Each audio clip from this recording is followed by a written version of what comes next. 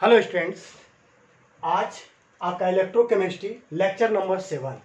आज lecture number 7 है और टॉपिक्स है variation of C means conductance, kappa conductivity, कैपियम मोलर कंडक्टिविटी एंड कैपीक्यू equivalent conductivity with concentration. Clear?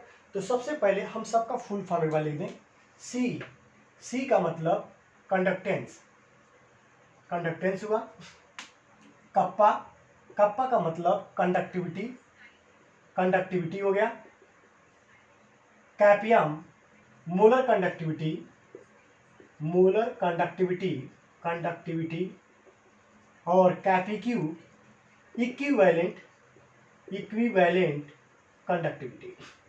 ये इसका फुल फॉर्म हुआ। Clear students? ये इसके फुल फॉर्म। अब इस पे हमको पढ़ना है, इस पे कंसंट्रेशन क्या क्या इफेक्ट पड़ता है। अगर डिफरेंट डाइल्यूशन लें, कंसंट्रेशन में चेंज करें तो इसमें क्या इफेक्ट पड़ेगा। वैसे सीबीएसई बोर्ड में बहुत इंपॉर्टेंट एक क्वेश्चन है, जो बोर्ड में एक क्वेश्चन आते हैं। तो चले देखें। सबसे पहले एक पॉइंट आपको बता दें, इसको जानने से पहले आपको जानना है इलेक्ट्रोलाइट। इलेक्ट्रोलाइट आप जानते भी हो। Electrolyte are the substance which can dissociate in a form of ion in aqueous solution and conduct electricity। यानी ऐसे सबस्टेंस जो आयनों में डिसोसिएट हो और इलेक्ट्रिसिटी को कंडक्ट करे, उसे हम कह सकते हैं electrolyte. Electrolytes are two types. एक होता है strong electrolyte, strong electrolyte, and second one is the weak electrolyte, weak electrolyte. What is the difference between the strong and weak? The strong electrolyte or the chemical substance which can completely dissociate aqueous solution। यानी ऐसे substance जो aqueous solution में completely, nearly completely approx dissociate होता है, तो उसे हम बोलते हैं strong electrolyte। और जो electrolyte aqueous solution में पार्सली डिसोसिएट हो, कंप्लीट रूप से आयोनाइज ना हो, तो उसको बोलेंगे हम वीक इलेक्ट्रोलाइट बोलेंगे। जैसे NaCl, ये एक स्ट्रॉन्ग इलेक्ट्रोलाइट है, लेकिन अभी हम बात करें CH3COOH का, यह एक वीक इलेक्ट्रोलाइट है। इसके सॉल्यूशन में अगर दोनों का कॉन्सेंट्रेशन समान लें तो इसके सॉल्यूशन में आयनों का नंबर ज़्यादा होगा। जैसे 1m NaCl और 1m एसिटिक एसिड, अगर दोनों सॉल्यूशन है तो इसमें Na प्लस और Cl आयन की संख्या इसकी अपेक्षा एसिटेट आयन और H प्लस आयन की अपेक्षा इसमें ज़्यादा होगा, क्योंकि ये स्ट्रांग है और स्ट्रांग इलेक्ट्रोलाइट 100% कंप्लीटली डिसोसिएट होता है max. Clear? That's why number of ions are more in case of 1m NaCl in the compare of 1m acetic acid. अब आप समझोगे कंडक्टेंस होता क्या है।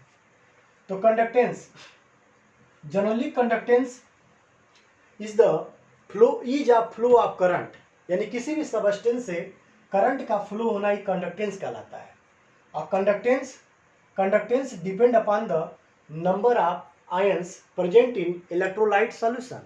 यानी अगर इलेक्ट्रोलाइट सॉल्यूशन में नंबर ऑफ आयन जितना ज़्यादा होगा, कंडक्टेंस उतना ही ज़्यादा होगा। यानी कंडक्टेंस का मतलब वो करंट को कैरी ज़्यादा करेगा।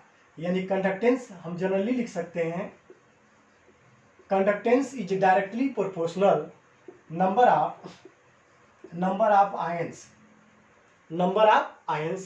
और आपको बता दें, नंबर ऑफ आयंस डिपेंड करेगा डिग्री ऑफ डिसोसिएशन। किस पे डिपेंड करेगा बच्चों? Degree of dissociation. और degree of dissociation can be increased by dilution, और डाइल्यूशन अगर बढ़ाएंगे तो डिग्री ऑफ डिसोसिएशन भी क्या होगा? बढ़ेगा। और जब यह बढ़ेगा तो नंबर ऑफ आयंस भी बढ़ेंगे और कंडक्टेंस भी क्या होगा? बढ़ेगा। क्लियर? सो हम जनरली कह सकते हैं, अगर किसी इलेक्ट्रोलाइट का चाहे स्ट्रांग हो चाहे वीक हो, अगर हम उसका सॉल्यूशन को डाइल्यूट करते हैं तो नंबर ऑफ आयन में इंक्रीमेंट होगा, इंक्रीजिंग होगा। और नंबर ऑफ आयन इंक्रीज करेगा तो कंडक्टेंस भी क्या होगा? बढ़ेगा। बट जो स्ट्रॉन्ग इलेक्ट्रोलाइट है, स्ट्रॉन्ग इलेक्ट्रोलाइट नियरली ये कंप्लीटली डिसोसिएट हो जाता है। इसके आयन बहुत पास पास होते हैं अपोजिटली चार्ज, इनके बीच में इंटर आयनिक इंटरेक्शन ग्रेटर होता है, अतः इसका डाइल्यूशन करने पर कुछ जो आयंस नहीं सेपरेट होते हैं वो भी सेपरेट हो जाता है, क्योंकि आयंस दूर दूर चले जाएंगे। जैसे मान लीजिए वाटर का मॉलिक्यूल में ऐड किया गया तो खुद इस पे प्लस है, तो ये प्लस क्या करेगा, माइनस को अट्रैक्ट करेगा।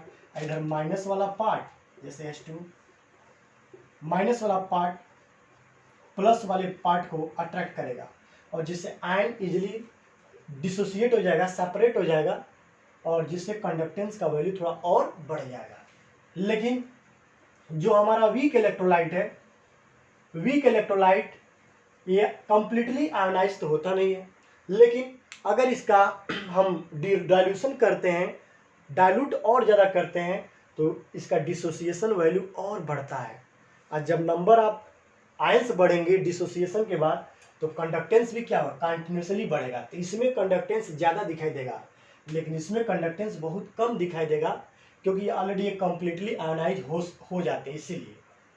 तो अगर हम एक सिंपल ग्राफ प्लॉट करें सी और यानी कंडक्टेंस और कंसंट्रेशन में, तो देखिए मैं ग्राफ कैसे प्लॉट होगा, इस तरह आपका प्लॉट होगा। ये आपका कंडक्टेंस, सी मीन्स कंडक्टेंस हो गया, और ये आपका हो गया कंसंट्रेशन, यानी कंसंट्रेशन बढ़ेगा तो कंडक्टेंस घटेगा। सो आपका ग्राफ जो है इस तरह आपका बनना स्टार्ट होगा। ये कैसे बनेगा,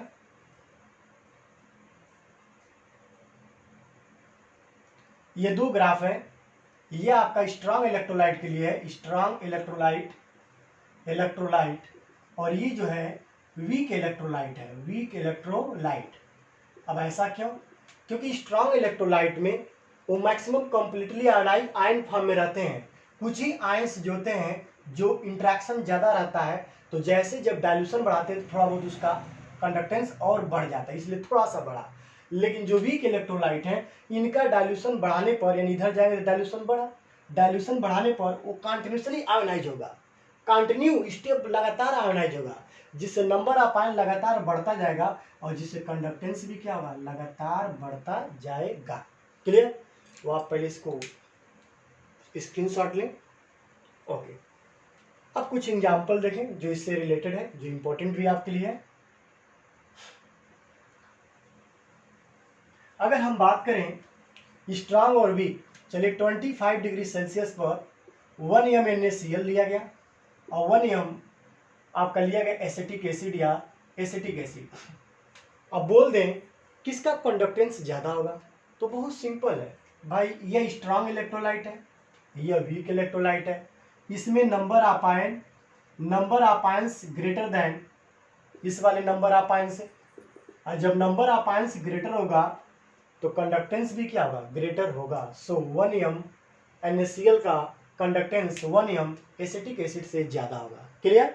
सेकेंड टाइप, अगर 1 m एसिटिक एसिड है और 0.1 m एसिटिक एसिड है 25 डिग्री सेल्सियस पर, तो उस केसेज में ये दोनों वीक इलेक्ट्रोलाइट हैं, बट ये डाइल्यूट सॉल्यूशन है और ये कॉन्सेंट्रेट है। तो आप पढ़े भी हो, डाइल्यूशन बढ़ने पर कंडक्टेंस बढ़ता है, क्यों, क्योंकि आयनाइजेशन बढ़ता है। तो इस केसेज में इसका कंडक्टेंस जो होगा, कंडक्टेंस ग्रेटर होगा। समझ रहे क्यों, क्योंकि वो डाइल्यूट है, डाइल्यूट में नंबर ऑफ आयन ज़्यादा होगा। और भी बात करें, ऐसे बहुत सारे एग्जाम्पल हैं जो आपको समझ लेंगे। टेम्परेचर भी इस पे फैक्टर्स हैं। Temperature is also directly proportional to conductance, क्योंकि टेम्परेचर इंक्रीज करने से, अब देखिए जैसे लिखा है 1 m SCl 10 डिग्री सेल्सियस पर, और 1 m SCl 35 डिग्री सेल्सियस पर।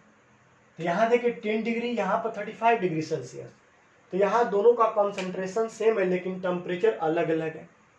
तो जाहिर सी बात है, इसका टेम्परेचर ज़्यादा है तो इसका आयोनाइजेशन ज़्यादा होगा, और जिसका आयोनाइजेशन ज़्यादा होगा उसका कंडक्टेंस भी क्या होगा, ज़्यादा होगा। सो इसका कंडक्टेंस ज़्यादा होगा। Clear students. Okay, please take screenshot. अब सेकंड की बात करें, सेकंड मीन्स कंडक्टिविटी। अब कंडक्टिविटी पे क्या इफेक्ट पड़ेगा, अगर डाइल्यूशन बढ़ाते हैं तो कंडक्टिविटी पे क्या चेंज होगा। तो देखिए kappa generally we can say, इसको बोल सकते हैं the total number of ions present in per centimetre cube या 1 centimetre cube volume of solution या इलेक्ट्रोलाइट सॉल्यूशन। यानी कप्पा वैल्यू जो है नंबर ऑफ आयंस पर डिपेंड करेगा, बट इसका वॉल्यूम क्या है, फिक्स है, 1 सेंटीमीटर क्यूब है। अगर 1 सेंटीमीटर क्यूब का कोई पॉट लिया जाए और इसमें आयंस जो है, चलिए भाई इसमें आयंस मान लीजिए 10 आयंस हैं। अब इसी 1 सेंटीमीटर क्यूब को मैं 10 सेंटीमीटर क्यूब में कन्वर्ट कर दिया, लेकिन आयंस 10 इसमें भी है। अब इस दोनों में कंपेयर करें 10 सेंटीमीटर क्यूब और 1 सेंटीमीटर क्यूब। अब दोनों में कंपेयर करें तो इसका कंडक्टिविटी सबसे ज़्यादा होगा। क्यों? क्योंकि कंडक्टिविटी का मतलब होता है 1 सेंटीमीटर क्यूब में present of number of total ion. अगर 1 सेंटीमीटर क्यूब वॉल्यूम में जितना ज़्यादा आयनों का नंबर बढ़ेगा उसका कंडक्टिविटी भी उतना ही बढ़ेगा। तो इन दोनों में अगर कंपेरिजन किया जाए तो ये 10 सेंटीमीटर क्यूब वॉल्यूम है और 10 सेंटीमीटर क्यूब वॉल्यूम में 10 आयंस हैं जो चारों तरफ डिस्ट्रीब्यूटेड हैं, और यहाँ पर वही 10 आयंस 1 सेंटीमीटर क्यूब वॉल्यूम में है। और जब 1 सेंटीमीटर क्यूब में ये 10 आयंस रहेंगे तो इसका नंबर पर सेंटीमीटर क्यूब में उसके अकॉर्डिंग ज़्यादा होगा। सो इसका कंडक्टिविटी ज़्यादा होगा और उसका कंडक्टिविटी क्या होगा, कम होगा। क्लियर?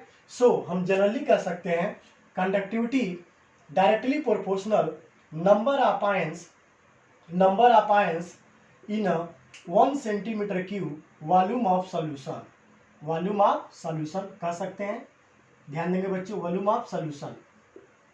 और ये भी आपको है, अगर डाइल्यूशन बढ़ाते हैं तो डाइल्यूशन बढ़ाएंगे तो सेंटीमीटर क्यूब वॉल्यूम बढ़ेगा, और जब सेंटीमीटर क्यूब वॉल्यूम बढ़ेगा तो नंबर ऑफ आयन उस वॉल्यूम में घटेगा, 1 सेंटीमीटर क्यूब में घटेगा। सो डाइल्यूशन बढ़ाने पर, अगर डाइल्यूशन बढ़ाते हैं तो उस केसेस में कंडक्टिविटी क्या होगा, डिक्रीज होगा। कंडक्टिविटी क्या होगा बच्चों, डिक्रीज। क्यों? क्योंकि number of ion decreases in per centimetre cube volume of solution. क्यों?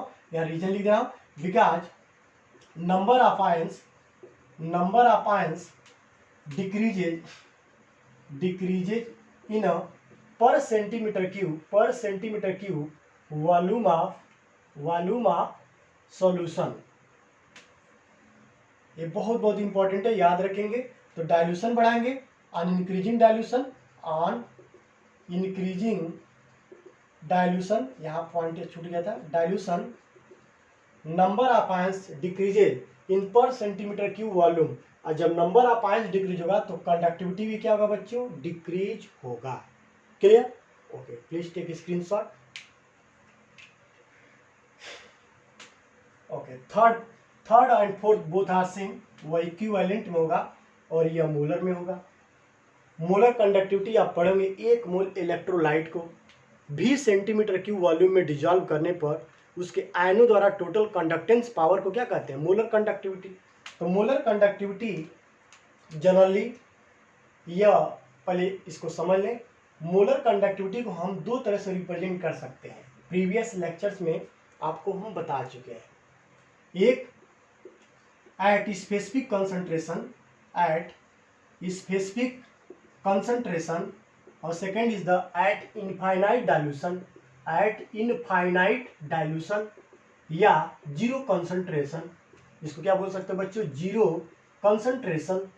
अब दोनों का मतलब क्या, जब स्पेसिफिक कंसंट्रेशन रहेगा तो इसको हम जनरली डेल एम सी, या अगर इक्विवेलेंट है तो डेल सी EQ से रिप्रेजेंट कर सकते हैं। और जब वह इनफाइनाइट डाइल्यूशन में होगा तो इस कंडीशन में इसको हम रिप्रेजेंट करेंगे cap zero m or cap infinite m, और इसी तरह cap zero EQ or cap infinite EQ। समझ गए बच्चों? अब यह होता क्या, दोनों में डिफरेंसेस क्या है? तो देखिए, सिंपल तरीका मैं आपको समझा रहा हूँ, शायद समझ में आ जाए। देखिए, ये मान लिया वॉल्यूम ऑफ सॉल्यूशन ये इधर है, और ये मोलर कंडक्टिविटी या इक्विवेलेंट कंडक्टिविटी। मान लें जब सॉल्यूशन का वॉल्यूम 1 ml था तो उस समय माना गया, let us consider, molar conductivity मान लिया गया 20 Simon centimetre square mole inverse था।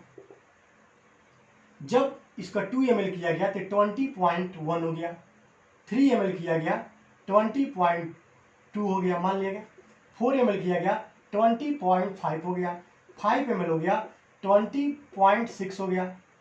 अब जब 6 ml किया गया तो 20.6 रहा, 7 ml किया गया 20.6 रहा, 8 ml किया गया 20.6 रहा। अब देखो इसमें यहाँ से 1 2 3 4 यहाँ तक वैल्यू बढ़ रहा है, कंटिन्यूअस बढ़ रहा है, मोलर कंडक्टिविटी बढ़ रहा है। सो ये जो भी कॉन्सेंट्रेशन होगा इस सॉल्यूशन का इसके पहले, वह एक पर्टिकुलर कॉन्सेंट्रेशन होगा और उस पर्टिकुलर कॉन्सेंट्रेशन पर मोलर कंडक्टिविटी का वैल्यू एक फिक्स है। देखिए, लेकिन जैसे हम 5 और 5 के आगे जा रहे हैं तो मोलर कंडक्टिविटी फिक्स ना रहा, वो एक कांस्टेंट हो गया, लेकिन जो सॉल्यूशन का जो वॉल्यूम है वो बदल रहा है, लेकिन फिर भी उसके मोलर कंडक्टिविटी में कोई चेंजिंग नहीं हुआ। तो इस पॉइंट को जहां से ये वैल्यू फिक्स हो जाता है उस पॉइंट को बोलते हैं सैचुरेशन पॉइंट। क्या बोलेंगे बच्चों? Saturation point. तो हम कह सकते हैं सैचुरेशन पॉइंट पर जो सॉल्यूशन का मोलर कंडक्टिविटी होता है उसको बोलते हैं इनफाइनाइट डाइल्यूशन पर मोलर कंडक्टिविटी। सैचुरेशन सॉल्यूशन के पहले जो होता है उसको बोलते हैं एट कांस्टेंट या स्पेसिफिक कंसंट्रेशन पर मोलर कंडक्टिविटी। सो ये जो वैल्यू होगा यहाँ से लेकर यहाँ तक, इसको हम कैप यम कह सकते हैं, लेकिन यहाँ से यहाँ जो वैल्यू जो भी आगे आएगा इसको क्या बोल सकते हैं बच्चों? कैप इनफाइनाइट यम। क्यों? क्योंकि यहाँ से देखो वॉल्यूम में चेंजिंग कर रहे हैं लेकिन इसके मोलर कंडक्टिविटी में कोई चेंजिंग नहीं हुआ, अर्थात यही मान लिया गया इनफाइनाइट डाइल्यूशन पर मोलर कंडक्टिविटी कैप इनफाइनाइट यम। क्लियर? तो एक सिंपल डेटा है, मैं वैसे बता, आप कुछ भी मान सकते हो, लेटेस्ट कंसिडर किया गया तो आप समझना है। तो यह इनफाइनाइट हो गया और यह, तो पहले आप स्क्रीनशॉट लीजिए। इसी तरह कैप इक्यू भी लिख सकते हैं, कैप इनफाइनाइट इक्यू भी लिख सकते हैं। Please take screenshot.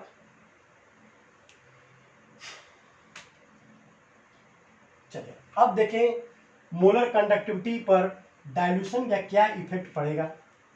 तो सबसे पहले मोलर कंडक्टिविटी जो होगा यह डायरेक्टली प्रोपोर्शनल या इक्वल होता है कप्पा इंटू भी होता है, कप्पा इंटू भी। अगर हम किसी इलेक्ट्रोलाइट 1 मोल इलेक्ट्रोलाइट सॉल्यूशन का, मान लीजिए कोई सॉल्यूशन है 1 मोल इसमें डिजॉल्व है, इलेक्ट्रोलाइट को घोला गया, इसमें सॉल्वेंट मिलाया गया, वाटर मिलाया गया, मान लीजिए वाटर मिलाया गया और सॉल्यूशन कैसा हो रहा है बच्चों? डाइल्यूटेड किया गया। तो जैसे डाइल्यूट करेंगे तो यहाँ पर भी तो बढ़ेगा ही, लेकिन साथ साथ कप्पा क्या होगा? घटेगा। क्योंकि कप्पा क्यों घटेगा? क्योंकि kappa depend upon number of ion present in per centimetre cube of volume.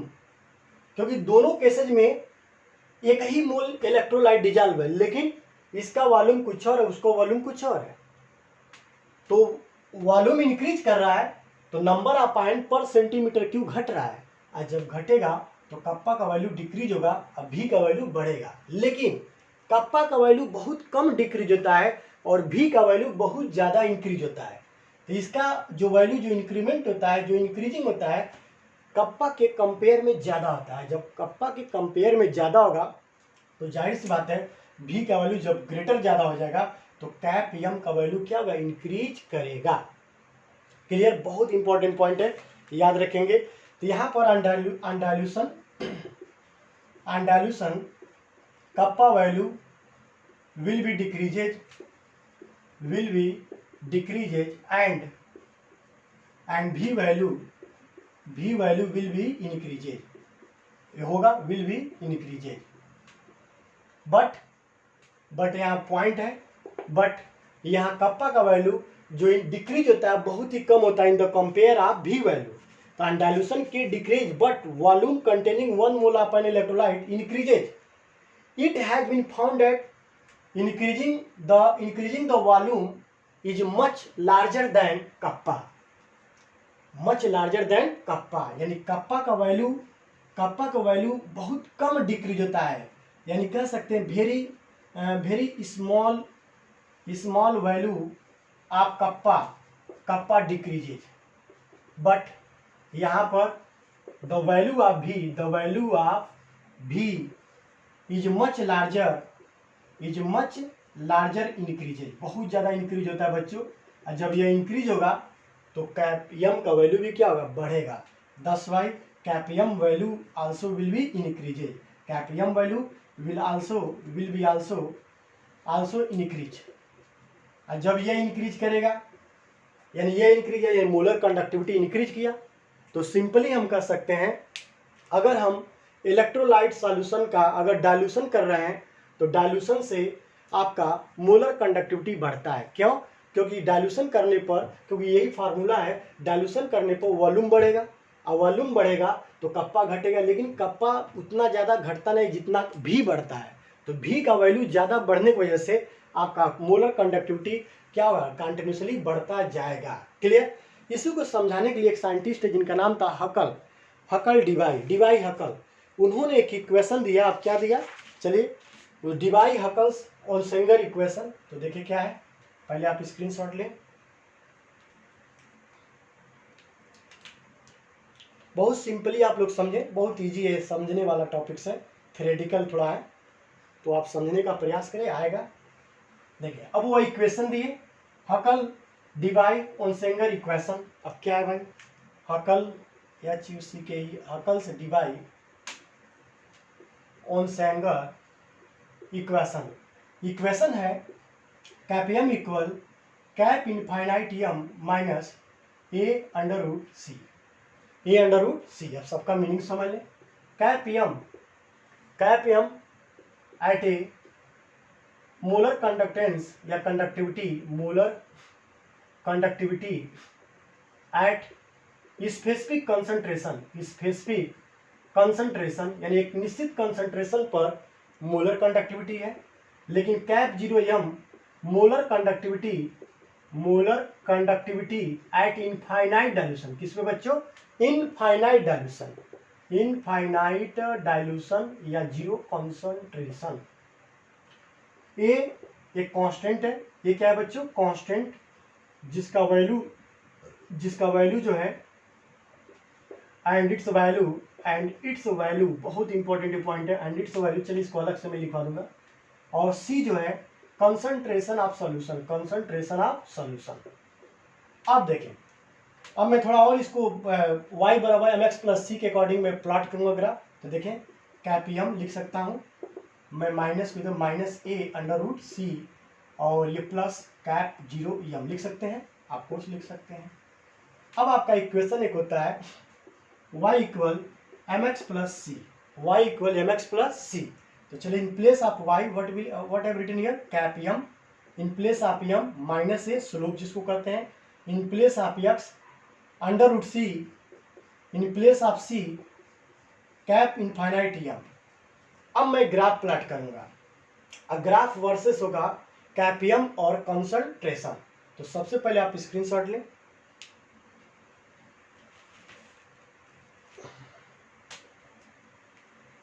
Okay student, तो ग्राफ देखिए कैसे प्लॉट किया जाएगा, और इसी ग्राफ से हम लोग समझेंगे बहुत इजीली। अभी आप लिखे हैं cap m equal minus a under root c plus cap 0m। तो देखें यह ग्राफ बनेगा और एक स्ट्रेट लाइन स्लोप फॉर्म होगा, ये x और ये y, in place of x under root c in place of y cap m, या इसको हम c का पावर 1/2 भी कह सकते हैं। अब यहाँ से एक स्लोप, अब इसमें दो पॉइंट है, एक स्ट्रांग इलेक्ट्रोलाइट के लिए और एक वीक। ये जो इक्वेशन है मोस्टली स्ट्रांग इलेक्ट्रोलाइट पर ज़्यादा फेवरेबल होता है, वो भी डाइल्यूट सॉल्यूशन के लिए। अगर स्ट्रांग इलेक्ट्रोलाइट मैं ले रहा हूँ तो देखिए क्या होगा, generally strong electrolyte completely ionise होता है, कुछ आयंस इसके नहीं होते हैं क्योंकि इंटर आयनिक इंट्रैक्शन से वजह से, तो वह डाइल्यूशन बढ़ने पर बढ़ जाता है। तो चलिए देखिए, मान लीजिए हमारा यह KCl potassium chloride means strong electrolyte, यह बढ़ रहा है, इधर जाएंगे तो भी बढ़ेगा। तो देखिए इस ग्राफ में देखें, अगर बात करें हम, अगर लेफ्ट से राइट जाएंगे तो concentration of solution will be increases, और जब ऊपर जाएंगे तो molar conductivity also will be increases. लेकिन जैसे जब राइट से लेफ्ट आएंगे यानी इधर जाएंगे तो डायल्यूशन बढ़ेगा। और यहाँ इस पॉइंट को देख रहे हैं, इस पॉइंट में हम कहेंगे जीरो कंसंट्रेशन का देंगे, यानी इस पॉइंट को जीरो कंसंट्रेशन नहीं कह सकते हैं, आप कोर्स कर सकते हैं। तो देखें ये आपका हो गया, जहां इसको मिला इसको बोलते हैं इंटरसेप्ट। इंटरसेप्ट की जगह क्या है, कैप जीरो यम, और इसको बोलेंगे स्लोप। और स्लोप क्या भैया, -a। इस तरह इस ग्राफ से क्लियर हो रहा है जैसे जैसे डायल्यूशन बढ़ रहा है वैसे वैसे मोलर कंडक्टिविटी भी क्या हो रहा है, इंक्रीज कर रहा है। ऑलरेडी ये स्ट्रांग इलेक्ट्रोलाइट है, इसलिए पहले से इसका मोलर कंडक्टिविटी इतना ज़्यादा होता ही है। क्यों, क्योंकि नंबर ऑफ आयंस बहुत ज़्यादा पहले से होता है। लेकिन जब डायल्यूशन बढ़ाते हैं तो थोड़ा बहुत जो स्ट्रांग इलेक्ट्रोलाइट के जो पॉजिटिवली चार्ज होते हैं इनके बीच में इलेक्ट्रोस्टैटिक अट्रैक्शन फोर्स होता है। तो जैसे डायल्यूशन बढ़ाते हैं तो उस डायल्यूशन के इफेक्ट से, जैसे मान लो वाटर ऐड किया, इस डायल्यूशन के इफेक्ट से इसके आयन इसके और इंटरेक्ट होते हैं। और जब आयन इनके इंटरेक्ट होगा तो आयंस के बीच में जो इंटरेक्शन काम होगा स्प्लिट हो जाएगा, टूटेगा। और जितना इजीली टूटेगा उसके आयंस उतना ही सेपरेट हो जाएगा, जिससे नंबर ऑफ आयंस इंक्रीज कर जाएगा, लेकिन थोड़ा ही, क्योंकि ऑलरेडी वो कंप्लीटली माना जाता है। सो इस केसेज में इसके मोलर कंडक्टिविटी में बहुत थोड़ा ही चेंज होता है, और ये आपका चेंजिंग यहाँ से यहाँ तक हुआ। और लास्ट में जीरो कंसंट्रेशन पर इसका मोलर कंडक्टिविटी जो हो जाता है वह इनफाइनाइट डायल्यूशन पर मोलर कंडक्टिविटी हो जाता है। इस ग्राफ से देखिए कैपियम कैप जीरो यम, यानी इनफाइनाइट डायल्यूशन पर मोलर कंडक्टिविटी। क्लियर। तो ये ग्राफ स्ट्रॉन्ग इलेक्ट्रोलाइट के लिए है। तो आप पहले इसको आप प्लॉट कर लें।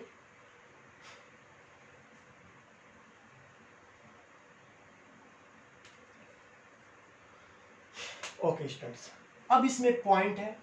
पॉइंट ये है जो फॉर स्ट्रॉन्ग, यानी जो स्ट्रॉन्ग इलेक्ट्रोलाइट होता है, स्ट्रॉन्ग इलेक्ट्रोलाइट, यह केवल यानी मतलब इस इक्वेशन से केवल हम मोलर कंडक्टिविटी यानी एट इनफाइनाइट डायल्यूशन या zero concentration the molar conductivity यानी molar conductivity can be calculate किया जा सकता है। But for weak electrolyte, for weak electrolyte cannot be calculated by this method, यानी इस मेथड के द्वारा हम मोलर कंडक्टिविटी इनफाइनाइट डायल्यूशन पर वीक इलेक्ट्रोलाइट के लिए कैलकुलेट नहीं कर सकते हैं। अब ऐसा क्यों, तो इसका भी एक रीजन है। तो पहले इसको लिख लें, तो मैं आपको बता रहा हूँ। तो टेक स्क्रीनशॉट। तो चलिए देखें, अब वीक इलेक्ट्रोलाइट का बात करें, जैसे acetic acid for weak electrolyte, जैसे एसिटिक एसिड। और भी एग्जाम्पल्स हैं, जैसे आपका एग्जाम्पल क्या है, एसिटिक एसिड। तो अगर उसका ग्राफ हम प्लॉट करें मोलर कंडक्टिविटी वर्सेस कंसंट्रेशन, तो देखिए उसमें क्या होगा, उसमें कर्व लाइक ग्राफ फॉर्म होगा, कर्व लाइक, क्योंकि हर स्टेप में उसका मोलर कंडक्टिविटी बढ़ेगा। लेकिन कभी भी इनफाइनाइट डायल्यूशन पर उसका मोलर कंडक्टिविटी कैलकुलेट करना पॉसिबल नहीं है। यह एक अलग एक रूल, एक लॉ है जो आगे पढ़ेंगे, जिसे हम कहते हैं कुलराउस लॉ। उसके द्वारा हम वीक इलेक्ट्रोलाइट का मोलर कंडक्टिविटी कैलकुलेट कर सकते हैं। जैसे देखें,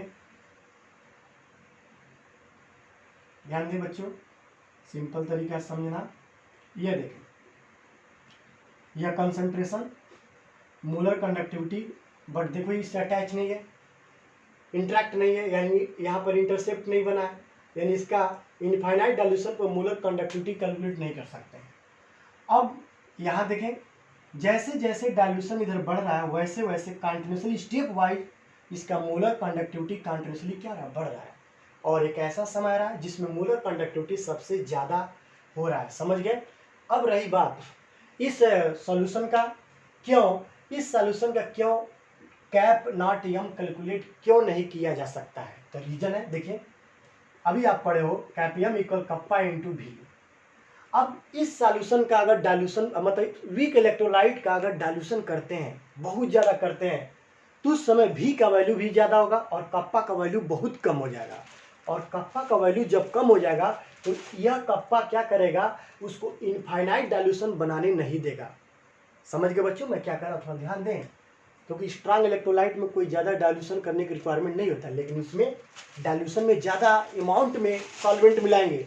अब ज़्यादा अमाउंट में सॉल्वेंट मिलाएंगे तो कप्पा का वैल्यू तो घटेगा, बहुत ज़्यादा घटेगा in compare of strong electrolyte. अभी का वैल्यू भी बढ़ेगा, तो यह कप्पा क्या होगा, थोड़ा ये भी डोमिनेंट हो जाता है, इसका वैल्यू इसके कैपियम में कंट्रीब्यूट कर देता है। इसीलिए कैप नॉट यम का वैल्यू वीक इलेक्ट्रोलाइटों का मीन्स इनफाइनाइट डाइल्यूशन पर कैलकुलेट नहीं किया जा सकता है। ये केवल किससे कर सकते हैं बच्चों, कुलराउस लॉ। क्लियर, चलिए इसका भी ग्राफ बनाया आप।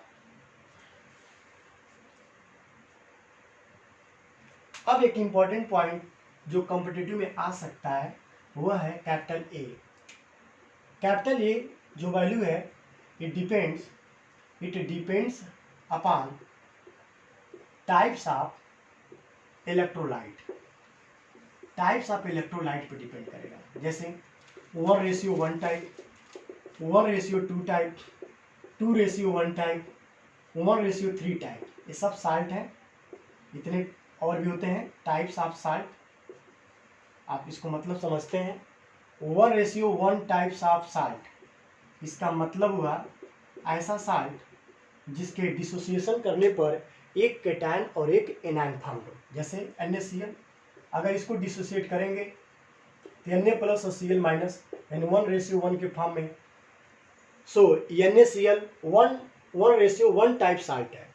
1:2 जैसे MgCl2 आयनाइज करेंगे Mg2 प्लस और 2Cl माइनस। अब यहाँ देखिए एक केटायन है और कितने एनायन है, 2, तो 1 क्या हो गया, 2 हो गया।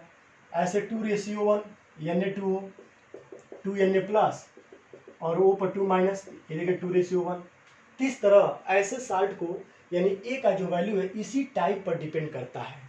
अब एक पॉइंट है, एक कांस्टेंट कंसंट्रेशन और टेम्परेचर पर सेम टाइप ऑफ साल्ट के लिए ए का वैल्यू हमेशा कांस्टेंट रहता है। ए का वैल्यू हमेशा क्या रहेगा, कांस्टेंट रहेगा। जैसे अगर NaCl हो, KCl हो, समझ रहे बच्चों, PbSO4 हो, इस सभी के लिए ए का वैल्यू क्या होगा, कांस्टेंट होगा। इसके लिए भी जितना होगा इसके लिए भी वही होगा, इसके लिए भी वही होगा। समझ गए, तो स्क्रीनशॉट लें।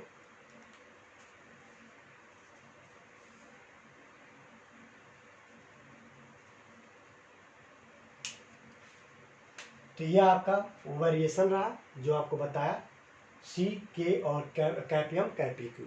ठीक है, तो एक बार मैं और यहाँ लिख दे रहा हूँ रिकैप करके, एक तरह से आप सीधे जान लो।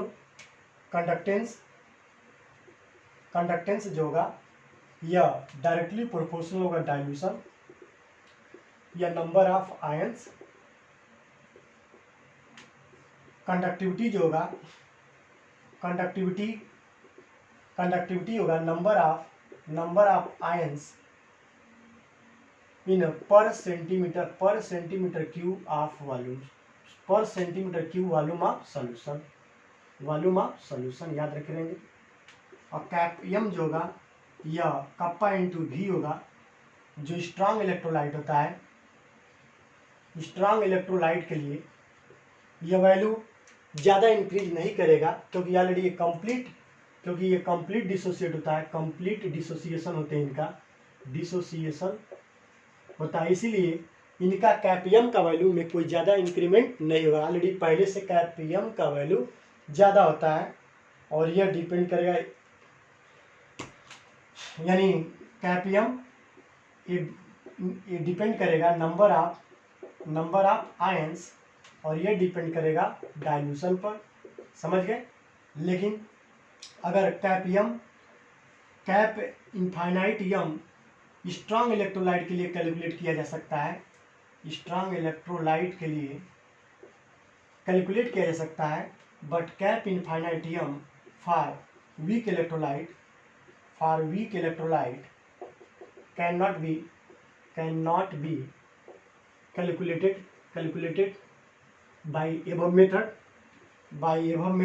मतलब जो मेथड पढ़े हैं ये केवल किससे कैलकुलेट कर सकते हैं, कुलराउस लॉ के द्वारा।